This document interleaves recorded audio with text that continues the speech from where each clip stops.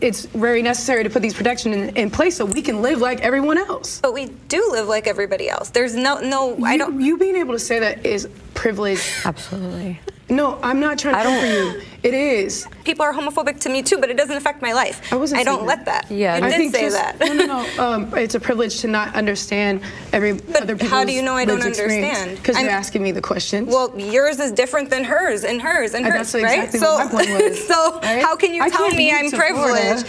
How can you feel safe? How can you tell me I'm privileged? I live when in Florida, everyone and I feel very safe. You show up differently than I do. Now, you made a follow-up video about this debate, and you said that they actually cut out a whole chunk of that privilege discussion.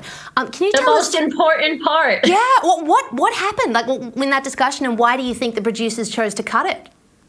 Oh, I mean, they cut it because, I mean, for the most part, they did a good job editing. I think they left most of the important parts in. That was one of the most important parts of that prompt, though, was the whole privilege. I forget what the prompt was, but it was when Amber started going, it's privilege.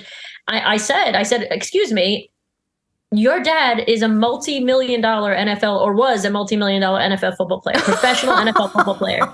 I spoke about this in my follow-up video. I said, you went to an all-girl Catholic school for the majority of your life. I went to Catholic school for the first 7 years of my life, and then my parents couldn't afford it anymore, and I had to go to public school. So that's one privilege I was no longer afforded.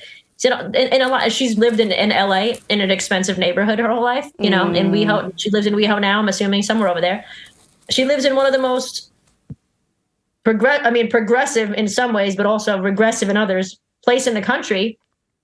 She's born and raised there. And she has the nerve to keep calling people out on their privilege. And the funniest part of that, which I think they cut out, they might have put it in the extended cut, was when Amber kept coming for Sasha saying, well, it's privilege that you even can think that way. And Sasha's like, what are you talking about? We're the same race. We have similar experiences. We're both gay. Well, and Amber kept saying, you're privileged, you're privileged. And she, the fact that you're able to think a certain way makes you privileged. And Sasha said, you can change the way you think. Like, how is that privilege? You're in control of your own brain. Like, and Amber had nothing to say. And I think they cut that part out too. And it was very, very important part. Because it's the truth. Like, how about you take accountability for your own actions and your own thoughts? Because your thoughts create your life. Oh God, yeah, that is a crucial point there that they cut out about Amber. Yeah, that her father's like a multi-million-dollar NFL player. Of course they cut it out because it goes against their narrative, right? Exactly, because Jubilee, which hosted the video, is seriously left-wing. Like, it's extraordinary they even hold these debates. That reminds me, actually, when you mentioned, like, she's super, super, super progressive, but, rich father, private school, like nice neighborhood. There was a study that came out in 2018, and I'd like to see an updated version, and it was called Hidden Tribes, and it split America's political landscape into 7 tribes from progressive to, very conservative.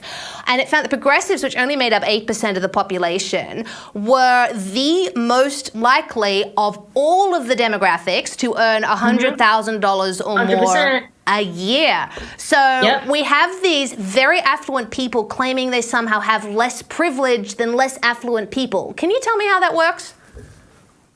Because it's about race, and they find other ways.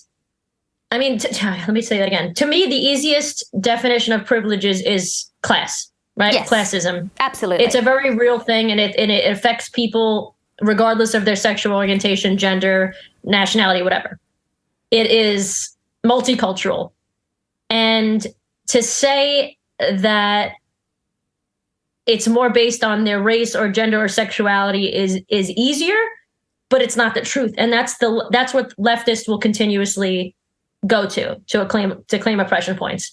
Not the fact that Amber went to a private school, had all this money, lived in an affluent community, and all these things, but she was supposedly bullied for being masculine. Like, okay, we all were as lesbians. Like, you know what I mean? Like, that's not a privileged thing. That's how it is, how it was back then.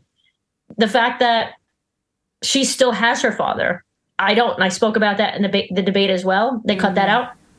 My dad had cancer twice when he was younger, and then died when he was 55 and I was 23. So it's over like 12 years ago.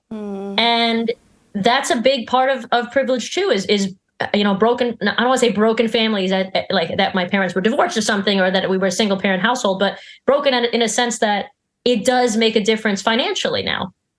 Right? That we no longer have the sole breadwinner on our family. When I was 22, 23 years old, I was just graduating college, and then all of a sudden I have all these loans, and I didn't have, and I had to work my ass off to pay them off, and to also be able to have my brother still be in school. My mother hopefully was going to retire soon, which she did, thank God. I mean, everything is fine and good now, but people don't take that into account. And I think classism is the truest divider, but it's also the one they don't want to admit to, because people like having money. Like, they like having money. You think these leftists don't like it? I'm sure that they don't actually want socialism. They just want they want to act like they want everybody for equity and that kind of thing, but they don't really want it. All these. Well, we saw that when the who was it, DeSantis or the governor of Texas, whatever it was, took all the immigrants and threw them to Martha's Vineyard. I almost said Cape May, to Martha's Vineyard, and it's like all these leftists. All of a sudden they don't want them there. The privileged do not actually like that, but they'll never say that. They'll never say it. They'll never admit it, which is why, as a New Yorker, I can't stand people like that. I want you to be upfront and honest rather than be nice and be lying.